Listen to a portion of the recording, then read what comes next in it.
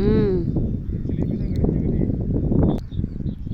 Hi friends, பாருங்கள் எங்கள் ஊர் தாமிரபரணி ஆறு. இதுதான் திருநெல்வேலிலேருந்து வரும்போது அங்கே அந்த ஆறு வந்து பெருசாக இருக்கும். எங்கள் ஊரில் குளிக்குது இல்லை, அங்கே தான் குளிப்போம்.